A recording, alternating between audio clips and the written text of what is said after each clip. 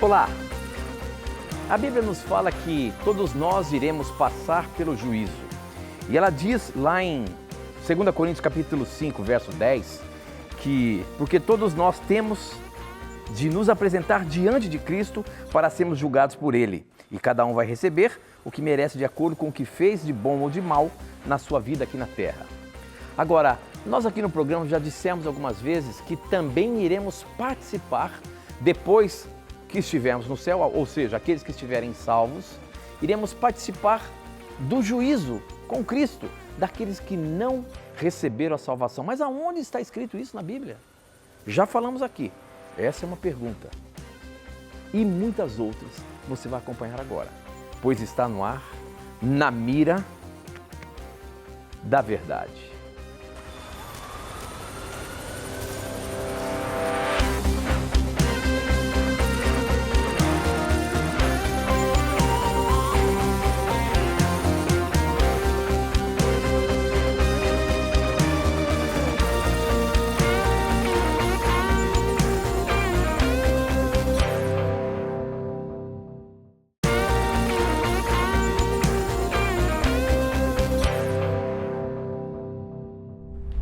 Olá, seja muito bem-vindo. Estamos começando mais um programa Na Mira da Verdade, ao vivo. Eu quero agradecer a você que está nos acompanhando, você que acompanha a programação da TV Novo Tempo, você que está ligadinho aqui nesse horário junto com a gente. Este é o programa Na Mira da Verdade, um programa de perguntas e respostas bíblicas. Você faz a sua pergunta, eu vou interceder por você aqui e colocar o professor na mira da verdade. É ele. E aí, professor, tudo bem? Tudo bem, Tito? Quero começar o programa mandando alguns abraços para pessoas muito queridas que nós aí ouvimos falar que apreciam o programa, uma que conhecemos, depois o Tito vai mandar outros abraços, mas o primeiro é para o Leandro Oliveira, que nós encontramos lá em Taquara, no IACS, Instituto Adventista Cruzeiro do Sul. Meu irmão, obrigado por ter repartido a sua história conosco, né? Deus usou Na Mira da Verdade para alcançá-lo e hoje ele congrega conosco. Que Deus te abençoe aí, meu xará, e obrigado por você ter nos contado a sua rica história. Eu quero mandar um abraço também para uma família, para alguns amigos da Jaqueline, nossa colega aqui de trabalho no camarim. Eles gostam muito do programa, são de BH, e eu quero mandar um abraço para o Elismar, para a Nina, né? E para os filhos Esther e Natanael. Obrigado, meus irmãos, pelo carinho, que Deus continue guiando, abençoando a família de vocês. E um dia que passarem por aqui no interior de São Paulo, em Jacareí, será uma satisfação para nós recebê-los aqui na Novo Tempo. Um abraço a todos e mais uma vez obrigado. Esse final de semana nós estivemos lá no Rio Grande do Sul, estivemos lá com a caravana Novo Tempo e fizemos uma linda programação lá em vários lugares ali de Porto Alegre e região. Eu estive ali na Igreja Central de Canoas e eu quero mandar um abraço muito especial para os nossos queridos irmãos ali de Canoas. Eles ali têm 3 classes da Novo Tempo, pessoas que conheceram a Novo Tempo e foram à igreja e estão estudando mais a Palavra de Deus. Eles têm lá NT1, NT2 e NT3. Um abraço a todos vocês aí que acompanham, que estão estudando mais a Palavra de Deus, usando até mesmo os guias de estudos aqui da Novo Tempo e toda a igreja que esteve ali ligadinho com a gente, né? E professor Leandro Quadros, eu e muitos apresentadores aqui da Novo Tempo, estivemos esse final de semana por toda aquela região ali e fomos muito bem tratados. A gente quer mandar um abraço muito, muito especial para todos vocês, meus irmãos, aí da região de Porto Alegre e toda a região ali de Porto Alegre, né? Então, que Deus possa abençoar muito vocês, viu? Professor, eu comecei a ler aqui essa questão do juízo porque no último programa que nós tivemos aqui, ao vivo, ficou uma pergunta em aberto. Essa pergunta quem mandou foi a Emanuela. A Emanuela, ela quer ver, ó, eu até fotografei aqui a pergunta dela para eu poder não esquecer. Olha aqui, ela diz o seguinte, ela é da Congregação Cristã do Brasil, ela é de São Paulo, da Congregação, e ela fez a seguinte pergunta para a gente, e foi essa que nós abrimos o programa aqui, viu? Ela disse o seguinte, onde está escrito na Bíblia que os santos de Deus irão participar no julgamento final? Essa questão, eu acho que nós já falamos aqui em alguma vez no programa. Eu até abri o texto aqui do juízo, a qual todos irão passar, né? Mas o que ela está perguntando aqui, professor, é do juízo que nós iremos participar lá no céu. Ou seja, aqueles que forem salvos e que estarão ali por 1000 anos irão participar de um juízo. Que juízo é esse, professor? Onde é que está escrito isso? Muito interessante a pergunta. A Bíblia fala, amigo telespectador, que o juízo final de Deus, ele é dividido em 3 fases diferentes e com propósitos diferentes. Vou apresentar a você, óbvio, um breve resumo. A primeira fase nós chamamos de pré-advento. Ocorre antes da volta de Jesus. Neste momento, Deus está demonstrando para o universo a forma justa que ele se utiliza, obviamente, para lidar com pecados, pecadores e para lidar com o mal. Nós percebemos em Daniel capítulo 7, versos 9 e 10, que ao redor do trono de Deus, nesta fase do juízo, se encontram milhões, milhares de anjos. Então, nesta fase, quem acompanha com interesse e expectativa o desenrolar dessa fase do juízo final são os anjos, seres, obviamente, de outros mundos, seres que foram envolvidos, de alguma forma, no conflito cósmico contra o mal, até porque Satanás enganou uma terça parte dos anjos, então Deus está envolvendo na participação deste processo esses seres. Há uma segunda fase do juízo, que nós chamamos agora de milenial, que ocorre durante o milênio. Nesta fase, Deus não está mais prestando contas, diríamos assim, mostrando o desenrolar da história só para os anjos. Agora, nessa fase milenial, Deus mostra para os justos, trasladados, a maneira correta, justa, amorosa e perfeita com a qual ele lidou, da qual ele se utilizou para lidar com o pecado e os pecadores. E aí eu vou ler 2 versos para você, que mostra essa fase. E depois eu vou mencionar brevemente a terceira e aí finalizamos essa breve resposta. Aqui em 1 Coríntios capítulo 6, Paulo está extremamente chateado com os coríntios porque eles estavam processando uns aos outros, ele está censurando aqui o litígio entre os irmãos.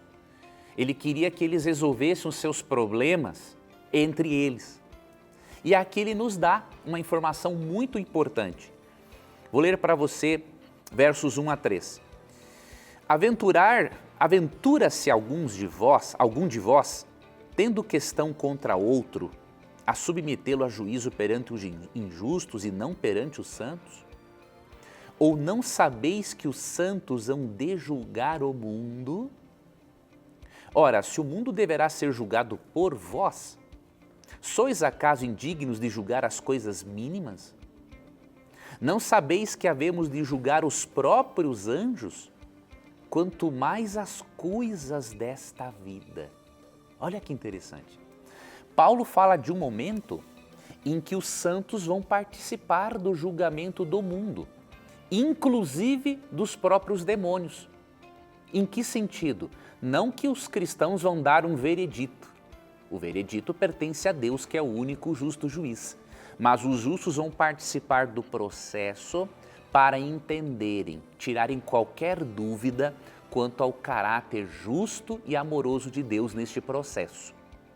De acordo com Apocalipse 20, versos 4 a 6, esta fase ocorre durante o milênio, tá? E aí eu vou ler para você esse texto que fala dessa segunda fase do juízo. Diz assim: vi também tronos e nestes sentaram-se aqueles aos quais foi dada autoridade de julgar. Então Deus dá autoridade de julgar para essas pessoas aqui. Vi ainda as almas dos decapitados por causa do testemunho de Jesus, bem como por causa da palavra de Deus, tanto tantos quantos não adoraram a besta, nem tampouco a sua imagem. Ou seja, pessoas que foram ressuscitadas e pessoas que venceram ao poder perseguidor da besta, tá? Aí continua, ó. Não receberam a marca na mão e viveram e reinaram com Cristo durante os 1000 anos. Então aqui você percebe o seguinte, a fase milenial do juízo. Deus agora mostra para os justos trasladados. Nós cremos que isso aqui ocorrerá no céu, não na terra, né? Nós cremos que após o milênio no céu é que Deus reconstrói a nova terra. E aí vem a terceira fase do juízo, que é a fase executiva. Então a primeira é pré-advento, porque ocorre antes do advento de Jesus. Casos são decididos no céu. Eu gosto de um comentário de Joseph Assais, um teólogo luterano, que diz o seguinte, que o fato de alguns ressuscitarem para a vida eterna e outros para a morte eterna, indica que um juízo prévio foi realizado para definir quem era digno da primeira ressurreição e quem era digno da segunda ressurreição. Então essa é a fase pré-advento, a fase milenial, que ocorre após a volta de Jesus no céu, e a terceira fase, que é pós-milênio, é a fase executiva. Nesta fase, Deus executa o juízo, castiga os ímpios no lago de fogo, proporcionalmente à sua impiedade, e depois os aniquila de forma definitiva para que não exista nem raiz e nem ramo do pecado em nenhum canto do universo. Tá bom? Então, eu apresentei de forma resumida este assunto, é um assunto que vale a pena você estudar, compreender a doutrina do juízo final dividida em 3 fases e num dos nossos estudos bíblicos da Novo Tempo, especialmente no Verdades para o Tempo do Fim, você pode ter um estudo sobre isso. No nosso novo estudo Na Mira da Verdade, não temos um estudo sobre isso, porque ele diz respeito a outra temática, né, textos difíceis da Bíblia, mas depois eu vou indicar para você em algum momento o estudo Na Mira da Verdade. Mas enquanto isso, continue acompanhando a programação da Novo Tempo, porque em vários programas nós explicamos essas 3 fases do juízo. Muito bem, professor, muito bem. Mas ainda nesse assunto as perguntas começam a chegar. A gente começa a falar sobre isso, as perguntas começam a chegar. Aqui pelo Facebook, o pessoal que está nos acompanhando, o André Barreto, ele perguntou o seguinte, sou adventista há 3 anos, aqui do Distrito Colônia 13 de Lagarto, Sergipe, e tenho uma dúvida, assim igual a muitos têm. Jesus Cristo morreu na cruz para nos salvar do pecado. Por que nós teremos que ainda ser julgados? Ou seja, vamos passar pelo juízo de Deus? Né? Então, esse juízo que ele está perguntando aqui é justamente o juízo pré-advento. Uma vez que Jesus já morreu pelos nossos pecados, por que ainda tem esse juízo pré-advento que a Bíblia fala ou que nós aqui no programa temos falado? Muito boa pergunta. Primeiro, vamos ver o que o apóstolo Paulo diz a respeito disso. Romanos 14, 12, ó. Assim, pois, cada um de nós dará contas de si mesmo a Deus. Paulo inclui os cristãos e inclui a ele mesmo no juízo. Que interessante. Isso se encontra também em 2 Coríntios, capítulo 5, verso 10. A diferença está no quê? No propósito dessas fases do juízo. Na fase pré-advento, o propósito não é condenar os justos. O propósito é vindicar o caráter dos justos. Nesta fase, Deus mostra quem é quem. Deus, ele é onisciente. Você pode até se perguntar, mas por que Deus precisa de um juízo se ele é onisciente? Lembre-se que Deus é onisciente, mas as outras criaturas que fizeram parte deste conflito cósmico entre o bem e o mal não são oniscientes. Deus, de acordo com 1 Reis 8,39 e outros textos, ele conhece o nosso interior, mas os anjos não conhecem. Então Deus tem que mostrar quem é quem.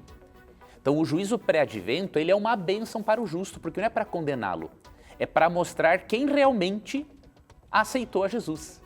Então, se você ler Daniel 7, 25 a 27, você vê que o propósito principal do juízo pré-advento é condenar o poder político-religioso, representado pelo chifre pequeno, Daniel 7, 25, e nos versos 26 e 27 é dar o reino eterno aos santos. Então, essa fase do juízo não é condenatória, é de vindicação. Já para os ímpios, o juízo tem um outro propósito, é condenação. Então você pode ler, por exemplo, João 5:24. Ali diz que quem crê em Jesus não é julgado. Por quê? Em que sentido? O termo ali, do grego crisis, se refere ao juízo de condenação. Então Paulo inclui os cristãos no juízo, nessa primeira parte que o propósito é de indicação, e só apresenta os ímpios na fase condenatória do juízo. Então você tem que estudar ambas as fases do juízo, reunir ambos os textos bíblicos para você poder compreender essa questão e ver que não há nenhuma contradição.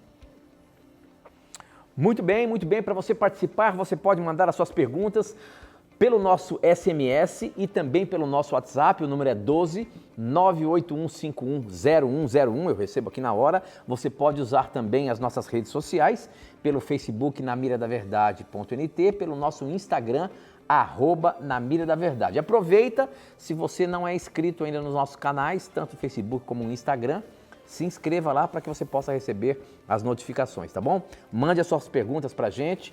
Eu coloco sempre ali um videozinho antes para que você possa mandar a sua pergunta para o programa que está sendo ao vivo, tá bom? Tem uma pergunta aqui, ó, foi pescada. A pergunta é a seguinte: boa noite, professor Leandro Quadros, boa noite, Tito. Meu nome é Paulo, ó, tem alguém me ligando aqui, ó. Esse número aqui é apenas para receber as mensagens.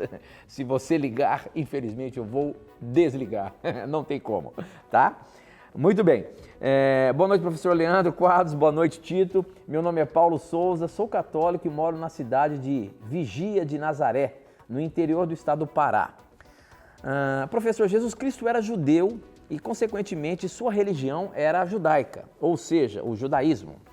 Nós cristãos, que somos seguidores de Cristo, que somos seguidores dos ensinamentos de Cristo, a nossa religião não deveria ser a mesma de Jesus Cristo, o judaísmo? Desculpe-me pela minha falta de conhecimento. Obrigado. Olha só, a sinceridade dele, professor.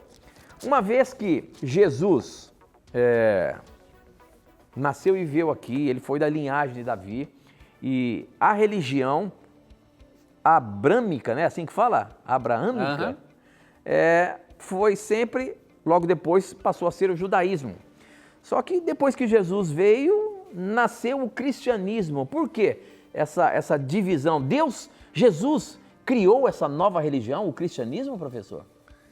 Muito interessante pergunta, meu irmão católico, você não tem que pedir desculpas nenhuma, né, por falta de conhecimento, né? Cada vez que eu leio a Bíblia, leio um livro, percebo o quanto eu não sei as coisas, né? Então isso faz parte do processo, fique tranquilo. Aqui no nosso programa, dentro sempre das nossas possibilidades e limitações, estaremos à disposição para lhe ajudar. Veja, meu irmão, realmente Jesus era judeu. Deus, olha que interessante, Jesus fala claramente em João capítulo 4, que foi aos judeus, né, que Deus deu inicialmente o conhecimento da salvação para ser transmitido às nações. Ó. João capítulo 4, versículo 22, ó. Jesus falando aqui com uma mulher samaritana, né? Vós adorais o que não conheceis, nós adoramos o que conhecemos, porque a salvação vem dos judeus. Olha que interessante. Ele estava dizendo que Deus deu a sua revelação aos judeus e que, portanto, Deus usou este povo para transmitir o seu conhecimento. Este povo falhou, rejeitou o Messias. Uma boa parte, não todos, obviamente.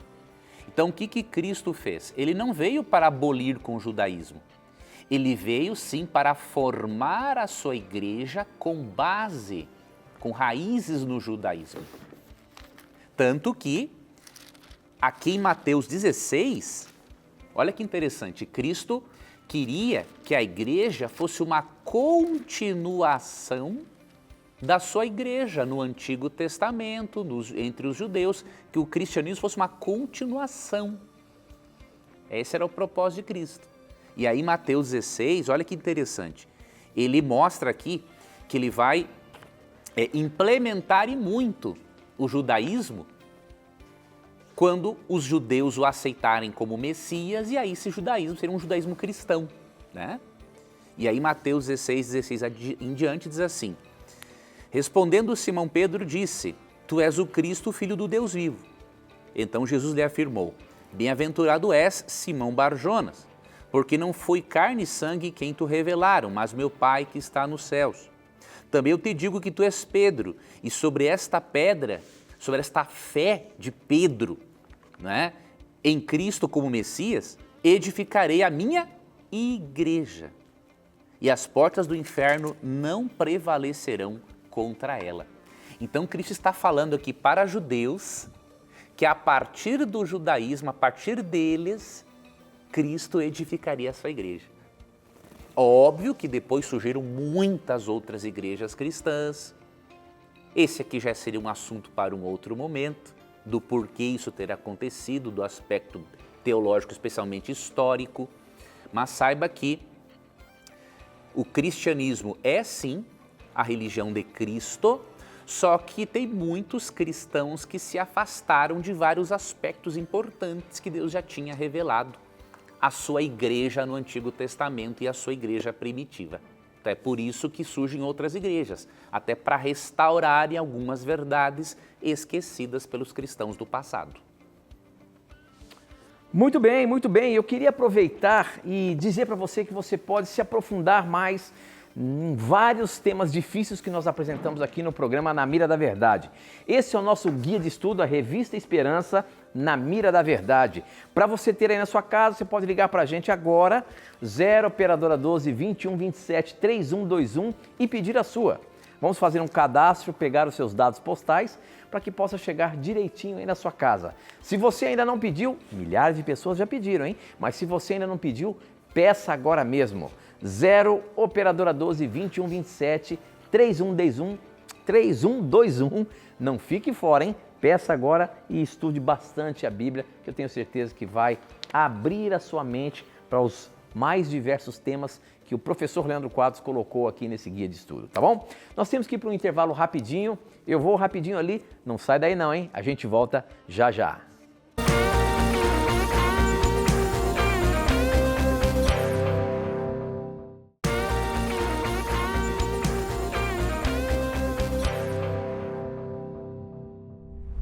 Já estamos de volta ao vivo, você pode participar mandando as suas perguntas para o nosso SMS e também WhatsApp, o número é 12 981510101.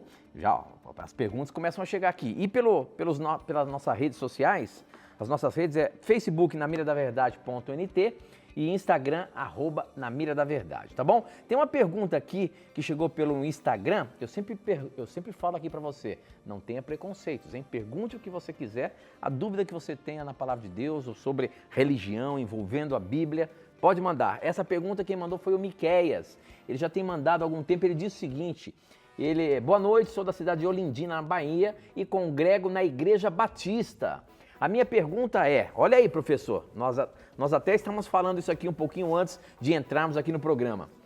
Todos os estilos musicais são de Deus? Por exemplo, o rap, o trap, o hip, o hop, o funk, o forró, são estilos musicais que os cristãos podem ouvir?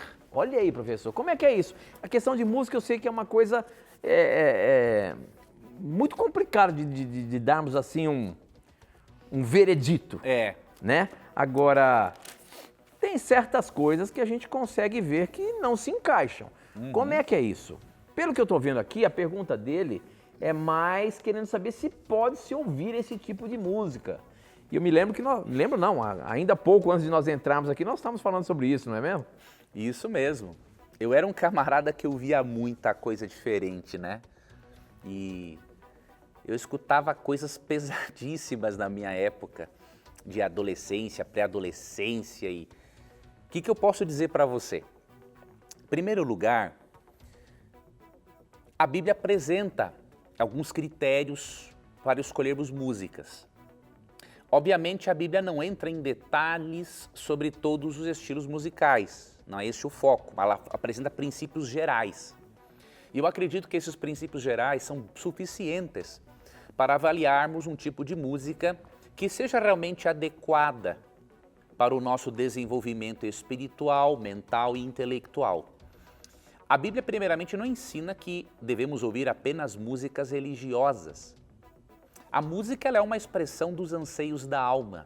E esses anseios podem ser religiosos ou não. Então, há muitas músicas culturais que expressam certas culturas muito boas. Há muitas músicas gaúchas, que eu gosto muito, porque eu sou gaúcho. Um gaúcho que não gosta de música gaúcha é uma aberração, né? Agora, há outras músicas gaúchas que também não são adequadas. Há músicas sertanejas que são adequadas, contam uma história de vida, uma experiência real e te leva à reflexão. Outras não dá para considerar nada, é uma porcaria. Então o que você tem que fazer? Você tem que avaliar a música com base em alguns critérios, que eu vou apresentar aqui um texto, e com base naquilo que a música proporciona a você. Isso é muito importante. O tipo de pensamento e sentimento que a música proporciona em você é algo saudável? Essa é uma questão para você se perguntar também. Outra coisa que eu não creio é nessa mistura que existe muitas vezes entre músicas seculares e músicas religiosas. É aquela ideia, né? Cada macaco no seu galho. Eu, por exemplo, eu não vou ouvir uma música gaúcha religiosa. Para mim não encaixa, porque a minha mente, ela, ao ouvir uma música gaúcha, eu tenho outras lembranças. Lembranças do Rio Grande do Sul, lembranças da minha infância, lembranças da minha adolescência, lembranças da minha família. Eu tenho bons sentimentos, nostálgicos, mas que não estão relacionados à adoração. Então, se eu quiser adorar a Deus por meio da música, eu vou ouvir um outro estilo de música. Não quero dizer com isso que Deus não alcance as pessoas que gostam dessa mistura. Deus alcança. Essa mistura que você fala é, por exemplo, usar esses estilos musicais para colocar letra cristã? É isso mesmo. É isso mesmo. Eu vou pegar uma música, um rap, e vou colocar letra cristã. Exatamente. Isso aí acaba gerando um conflito, não é? Uma confusão mental. É uma confusão, é um ruído de comunicação. Mas como eu disse, Deus alcança pessoas por meio dessas músicas, né? Não que Deus aprove essa mescla, mas o evangelho é tão poderoso que certas pessoas são atraídas por meio dessas músicas. Mas aí que está um ponto. Eu creio que Deus quer o quê? Reeducar o nosso gosto. Ele quer reeducar para pararmos de mesclar aquilo que é sacro, religioso, com aquilo que é secular. Tá ok? Nós deveríamos investir mais tempo em ouvir também músicas clássicas, coisas boas para a mente. Então tem muitas coisas. Eu vou deixar só um critério aqui de Filipenses 4:8 e aí você com esse texto você vai avaliar, porque também uma música se dizer religiosa não significa que o seja, né? Então você vai avaliar tanto uma música religiosa quanto secular com base nesse texto. Eu acredito que uma divisão bem didática é música secular, música sacra, música secular e música secular mundana. Você pode ouvir música sacra, obviamente, música secular, que se paute em princípios, boas histórias de vida, coisas que vão realmente trazer crescimento para você. Agora, secular mundana, que apresenta letra impura, que apresenta um monte de coisas que exaltam o pecado, esse tipo de lixo, você tem que tirar fora da sua vida mesmo. Mas Filipenses 4:8 diz o seguinte: finalmente, irmãos, tudo o que é verdadeiro, tudo o que é respeitável, tudo o que é justo, tudo o que é puro, tudo o que é amável, tudo o que é de boa fama, se alguma virtude há e se algum louvor existe, seja isso que ocupe o vosso pensamento. Aqui está o detalhe. O Paulo não está falando aqui especificamente da música, obviamente, mas ele está falando sobre o em que pensar. E isso aqui pode ser usado para você escolher uma música, um filme. Avalie esses 8 critérios. Se passar nesses critérios, a música é boa. Vai fazer bem para você, para a sua espiritualidade e para o seu desenvolvimento intelectual. Se não estiver nesses critérios, tire da sua vida. Muito bem, professor. Estou aqui acompanhando também no YouTube. Você pode nos assistir através do YouTube. O canal é o canal da Novo Tempo. Novo Tempo ao vivo lá no YouTube. Você pode nos assistir e tem os comentários aqui, pode participar mandando perguntas aqui também, tá bom? Aproveita e compartilhe o link lá no YouTube para os seus amigos, para que eles possam também acompanhar a programação da Novo Tempo aqui, tá bom? Participe aí através do YouTube, estou vendo aqui o pessoal escrevendo bastante, até mandando perguntas, já vou pescar uma pergunta dali, tá? Eu tenho uma pergunta, e eu sempre quero agradecer, eu sempre agradeço e peço para que você fale de qual igreja você pertence quando você manda as suas perguntas para a gente, e eu quero agradecer por você colocar aí, atender o nosso pedido, é muito gostoso, nós como irmãos, temos a oportunidade de estudarmos a palavra de Deus, né? Em qualquer denominação religiosa, nós como irmãos podemos aprender mais juntos e um ajudar o outro. Então, manda sua dúvida para a gente, como por exemplo o Cláudio Locke. Ele diz o seguinte: meu nome é Cláudio, sou da cidade de Brusque, Santa Catarina e sou da igreja luterana. Muito obrigado, meu irmão, por participar aqui com a gente.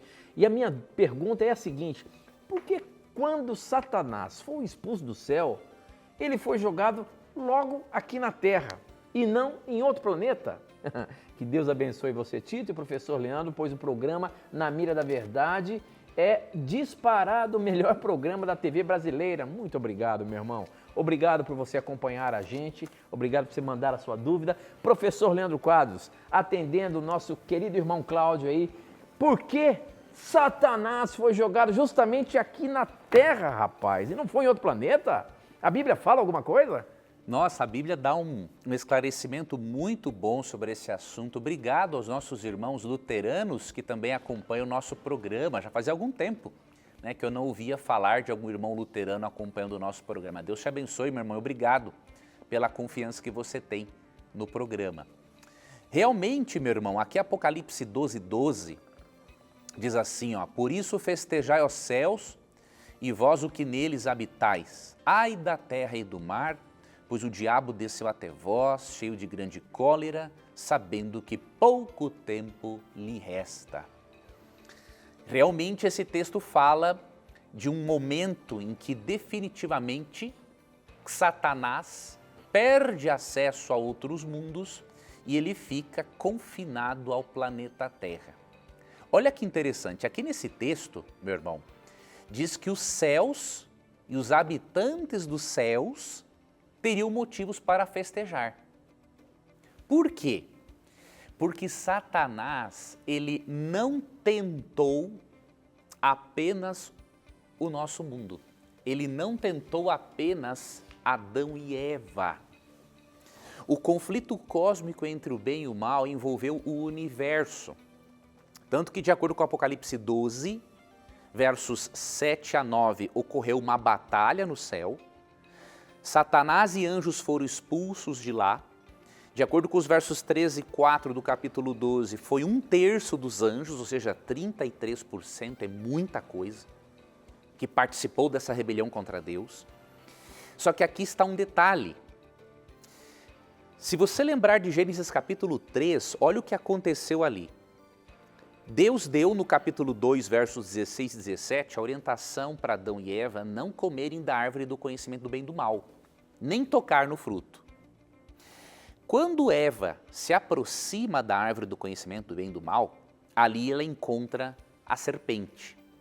De acordo com Apocalipse 12, verso 9, não foi o animal em si quem falou, foi Satanás quem usou a serpente como médium para falar por meio dela. O que isso nos mostra? Satanás, ele estava confinado ali, aquela região onde se encontrava, aquele local onde se encontrava a árvore do conhecimento do bem e do mal. Ele não poderia sair dali, ficar torrando a paciência de Adão e Eva. Ele não poderia obrigar nossos primeiros pais a pecar. Diferente de nós, que somos tentados tanto internamente por termos uma natureza pecaminosa quanto externamente, pelas forças do mal e pelas circunstâncias da vida, Eva e depois o seu esposo, eles só poderiam ser tentados externamente, eles não tinham nem vontade de errar. E aí o que aconteceu? Quando os nossos primeiros pais cedem a Satanás, cedem ao engano e aceitam fazer parte deste conflito contra Deus, o que aconteceu? O nosso planeta passou a estar sob o domínio de Satanás. Tanto que ele corrompeu o nosso planeta, corrompeu ainda mais a natureza humana, ao ponto de Deus ter de enviar o dilúvio. E Jesus, em João 12:31, chama Satanás de príncipe deste mundo. Então, quando os nossos primeiros pais aceitam fazer parte desse conflito contra Deus, quando eles se posicionam contra Deus, eles fazem parte deste conflito contra Deus, e eles cedem o planeta, o domínio do planeta Satanás. Então, Deus não expulsou Satanás assim, bom, eu vou escolher a Terra para que eles lá se lasquem e os outros planetas fiquem de boa. Não, não foi assim. Ele tentou outros mundos, mas foi o nosso que cometeu a imbecilidade de dar o terreno para ele e ele exercer esse domínio. Então, em resumo, meu irmão, foi isso que aconteceu. Muito bem, muito bem. Nós temos ainda 2 minutinhos, vamos ver se a gente consegue colocar mais uma pergunta. Essa pergunta é interessante, quem mandou foi o Leonardo Meira, ele é de Cafundó, Itapitanga, Bahia, e quero saber a verdade, ou melhor, quero saber, é verdade que os testemunhos de Jeová dizem sobre 1914, que esse ano marca o início do reinado de Jesus no céu e a queda de Satanás na terra? O que há de base bíblica e histórica para essa crença? Além disso, como essa ideia se concilia com Jó 1:7, onde Deus pergunta a Satanás de onde ele vem e ele responde de rodear a terra e passar por ela?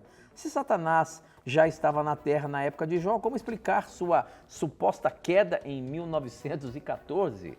E aí, professor, como que a gente concilia essa data? Temos aí 1 minutinho, se você quiser começar e a gente ir para o intervalo, ou você prefere já dar a resposta total? Não, vamos dar a resposta. Então tá bom. É bem breve, Tito. Eu não vou entrar nos detalhes, mas qual é que é a base? Eles se baseiam em Daniel capítulo 4, que fala de 7 tempos. E aí eles fazem um cálculo, que eu não vou lembrar agora dos detalhes, para chegar a 1914. Mas o que nós percebemos? Que os 7 tempos mencionados em Daniel 4 não podem se referir ao futuro. Por quê? Porque o capítulo 4, mesmo que Daniel seja um livro profético, apocalíptico, né, que se refere ao fim dos tempos, o capítulo 4 ele narra uma história literal da conversão de Nabucodonosor. Então os 7 tempos ali estão relacionados ao tempo em que Nabucodonosor seria punido por sua rebelião contra Deus.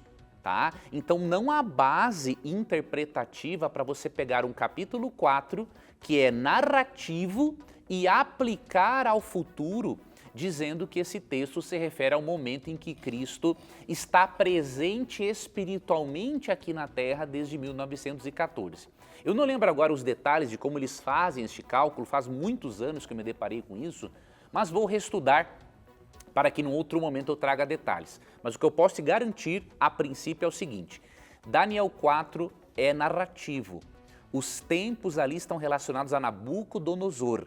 Eles não podem ser interpretados como sendo tempos apocalípticos, mesmo que a parte apocalíptica, diríamos assim, de Daniel comece no capítulo 7. Agora, ali a primeira parte de Daniel é histórica.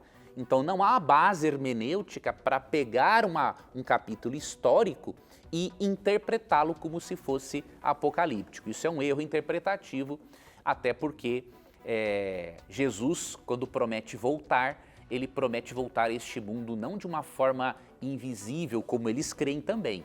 Né? Por exemplo, Apocalipse 1:7 diz que vem com as nuvens e todo olho o verá. Eles dizem que é o olho da fé. Mas o texto não diz isso. No contexto é impossível essa interpretação, até porque o capítulo 6, 14 a 17 mostra que os ímpios que estão despreparados para a volta de Cristo estão tão aterrorizados de vê-lo no céu que pedem para as montanhas caírem em cima deles. Então a questão é que eles querem defender com essa ideia que a parousia, a presença de Cristo é secreta. Mas na Bíblia, a parousia ou presença de Cristo ocorre de forma gloriosa e nunca secreta. Existem, na revista Na Mira da Verdade, tem textos difíceis sobre a vinda de Jesus. E eu abordo um ali texto ou dois, que as testemunhas de Jeová usam para dizer que Cristo não virá de forma gloriosa. Então, o que eu recomendo para você? Agora, no intervalo, você vai ligar para nós, 0 operadora 12 2127 3121, vai pedir gratuitamente a revista Na Mira da Verdade e você vai conhecer esses e outros textos usados contra a doutrina da volta de Jesus. Vai saber como ajudar a um amigo, um irmão testemunho de Jeová a conhecer a verdade sobre a volta de Jesus, porque neste ponto ele precisa muito de ajuda. Nossos amigos, testemunhas de Jeová, precisam entender que a crença deles numa parousia secreta está despreparando-os para a volta gloriosa de Cristo. Muito bem, nós vamos para o intervalo, mas aproveite aí e peça seu guia de estudo, a Revista Esperança na Mira da Verdade. Não sai daí não, a gente volta já já.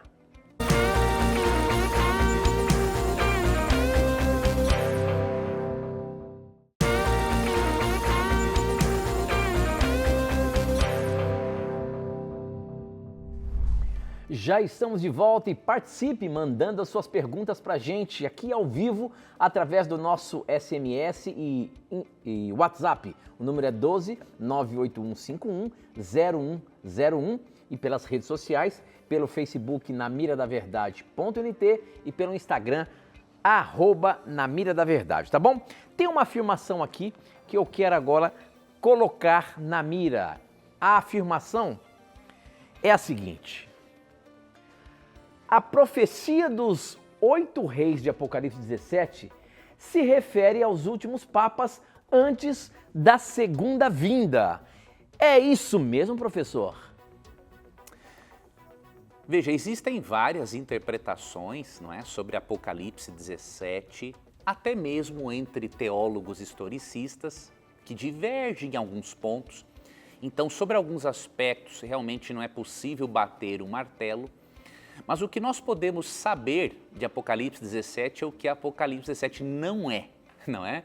Então, quando estudamos esse capítulo, percebemos que ao associá-lo a Apocalipse 13 e Daniel 7:25, o protestantismo histórico entendeu a presença do papado nas profecias, papado medieval, por causa de mudanças que o papado fez em certas doutrinas e por causa da perseguição que foi efetuada a vários outros cristãos. Tá? Então, muitos cristãos históricos, protestantes, especialmente de fala inglesa até o século XIX, viam o sistema papal nas profecias. Isso não tem nada a ver com os irmãos católicos, que são sinceros em sua devoção, estão em busca do conhecimento. Então, aqui fala do sistema como um todo, por causa do aspecto doutrinário e de perseguição. Não tem a ver isso com a sinceridade, com a devoção dos nossos irmãos católicos. No protestantismo histórico, e nós herdamos boa parte desse método historicista interpretativo, nunca papas isolados foram vistos como este poder representado pelo chifre pequeno de Daniel 7:25 ou pela primeira besta de Apocalipse 13. Sempre foi o sistema como um todo. Então, o que os teólogos historicistas mais compreendem é que aqueles 8 reis, né, se referem a 8 formas de governo ou impérios, e aí eles se dividem nisso, que oprimiram o povo de Deus ao longo da história. Portanto, a ideia de que 8 papas fazem parte do capítulo, ela é uma mentira. Não apenas uma mentira, mas fruto de uma fértil imaginação, né? E que tem cada vez mais adaptado a teoria para tentar fazer com que ela sobreviva. Eu lembro que um dos expoentes desta teoria dizia, por exemplo, que ali a partir de Ratzinger, né, já viria ali o tempo do fim. Aí veio o Papa Francisco, aí ele alegou o seguinte: não é um braço do Ratzinger, então não dá para dizer que é um outro. E agora estão fazendo novas adaptações. Por quê? Quando uma teoria fracassa, a pessoa tem uma das duas posições: ou ter humildade e reconhecer que a sua teoria é falha e abandoná-la e seguir por outro caminho de estudo, ou a pessoa não tem sinceridade e vai tentar criar retalhos, remendos interpretativos para justificar o que é injustificável. Então, meu conselho para você, estude Apocalipse de uma forma mais exegética, mais interpretativa. E eu até vou lhe recomendar uma das obras, não tenho ela aqui ainda na biblioteca do Na Mira da Verdade, tenho ela em casa. Recomendo para você um comentário de Ranko Stefanovic, alguns falam Stefanovic, né? A obra é um comentário sobre o Apocalipse. Esse livro seria muito interessante você ter. Eu não concordo em detalhes com tudo que está ali, né? Especialmente uma interpretação dele ali da batalha que ocorreu no céu, que ele acha que é mais uma batalha de argumentos do que um conflito físico, né? Eu discordo desse aspecto, mas é um dos melhores e mais atualizados comentários que nós temos do Apocalipse. E ali, a abordagem que ele faz de Apocalipse 17 é muito, muito, muito boa. Então, este comentário você pode adquirir com a editora Casa Publicadora Brasileira. Tá? O site é cpb.com.br, C de casa, P de Paulo, B de bola.com.br. Ou você liga em horário comercial para 0800 979 0606, o seguinte, o Leandro, lá no Na Mira da Verdade, me indicou este comentário do livro do Apocalipse, eu gostaria de adquirir, tá bom? Então, estude de uma forma séria este assunto, não vá no diz que me diz que, não vá na onda do que dizem pela internet, porque senão você vai se decepcionar. Até porque a volta de Jesus não depende da sucessão de papas, né? A volta de Jesus está condicionada a certos sinais e profecias que são claramente reveladas ao longo do texto bíblico. É muito bom você falar sobre esse assunto e que é uma mentira, pelo fato de que isso está rodando muito na internet. Está rodando muito pela internet aí e parece que é a onda agora. Então, justamente porque o Papa Francisco está adoentado e aí começa então a se especular nessa questão dessa teoria aí. Cuidado aí, nós já estamos apresentando aqui para você o que a Bíblia nos orienta, tá bom? Muito bem, mais uma perguntinha aqui, essa pergunta é da Márcia Regina, ela diz, boa noite Tito, professor Leandro, sou batizada há 7 meses na Igreja Adventista e a cada dia aprendo com vocês aí e com lições da Bíblia. Estou em dúvida de uma coisa, o inimigo tem como ler os nossos pensamentos? Quando tenho algum assunto mais sério, eu oro em silêncio, pois temo que o inimigo possa fazer alguma coisa contra. Eu me chamo Márcia e sou do Rio de Janeiro. Olha, Márcia, não é só você não, eu também tenho essa dúvida e eu já me peguei algumas vezes orando em silêncio com esse medo. Professor, isso é real? Será que se eu estiver orando a Deus das minhas angústias, dos meus problemas ou de algo pedindo para que Ele cuide, para que não aconteça nada e de repente o inimigo ao ouvir isso, ele faz de tudo para acontecer, isso é real, meu amigo? Olha, Tito, eu particularmente, pelo que eu vejo no texto bíblico, eu não acredito que, óbvio, cada pessoa é um mundo, é um universo, né? E isso tem que ser respeitado. Eu acho que se um cristão se sente melhor orando em silêncio por medo de o inimigo ouvir certas intimidades e apenas ele quer que Deus ouça, eu respeito muito isso. Eu não vou dizer que é certo ou que é errado. Agora, eu particularmente não vejo motivos para essa preocupação. Por quê? Primeiro, realmente em 1 Reis 8:39 e outros textos, que agora eu me recordo desse aqui, diz que só Deus é conhecedor do coração de todos os filhos dos homens. Isso está aqui no final do texto, ó. Já que conheces o coração, porque só tu, és conhecedor do coração de todos os filhos dos homens. Então, realmente, os nossos pensamentos, ainda mais íntimos, só Deus os conhece. Agora, nós devemos atentar para um fato. Satanás é um grande estudioso da natureza humana. E eu acredito que muitas coisas que às vezes achamos que vamos esconder dele, na verdade não escondemos. Vou te dar aqui alguns exemplos. Se você estiver num consultório de psicoterapia, o que eu recomendo muito para todas as pessoas, né? Dependendo do seu histórico e de alguns acontecimentos que você descreve para o psicoterapeuta, ele vai dizer mais ou menos como que você foi tratado, por exemplo, por seus pais ou amigos na infância. O que acontece?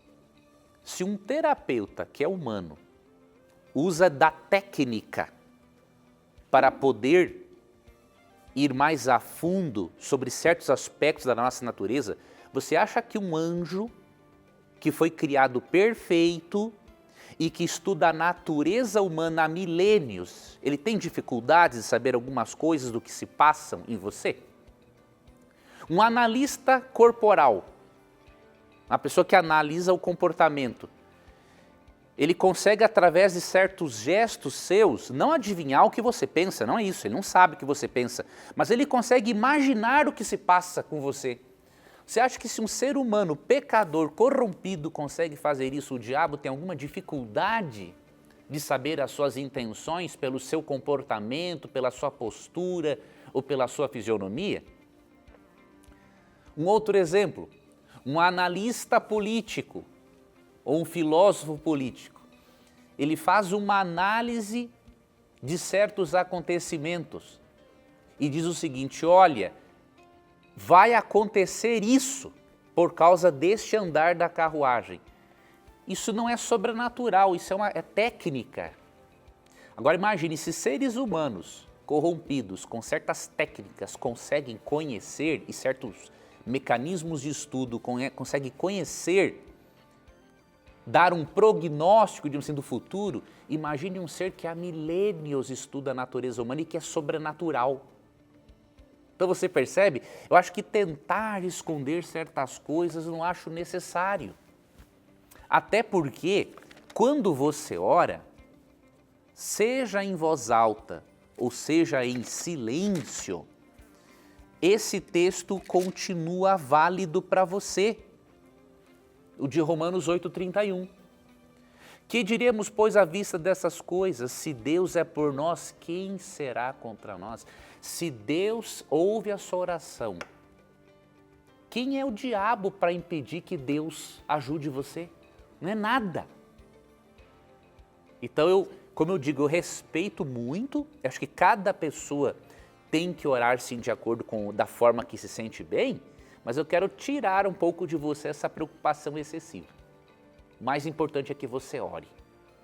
Se o inimigo sabe ou não sabe, isso é o de menos. Ele não pode separar você do amor de Deus que está em Cristo Jesus, como diz Romanos 8, 37 a 39.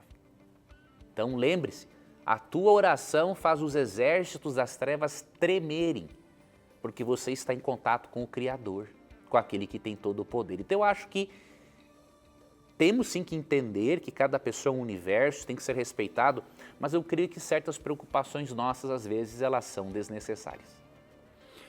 Muito bem, professor, muito bem. Infelizmente, nós não temos mais tempo para colocar nenhuma outra questão, mas essa pergunta que nós acabamos de responder aqui, ela veio do Rio de Janeiro e eu queria aproveitar e dizer para você que muito em breve o Rio de Janeiro será agraciado com a Rádio Novo Tempo, alcançando mais de 13 milhões de telespectadores aí. Então, parabéns aí ao estado do Rio, à cidade do Rio de Janeiro, que em breve terá também a Rádio Novo Tempo, tá bom?